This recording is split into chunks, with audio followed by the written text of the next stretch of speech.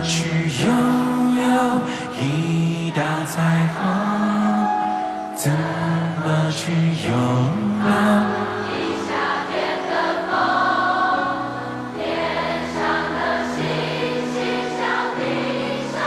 小雨，你太瘦了。总是不能动，不能解的自动。学姐，你今天留情了吗？我肯定留情了，肯定留情了。那个粉丝来我就怕了。大家应该在猜测小雨的真实身高，然后我们可以再猜一下。他在我旁边，我显得贼高大壮，然后他小鸟依人，只能回到我们斌哥身边才能小鸟依人。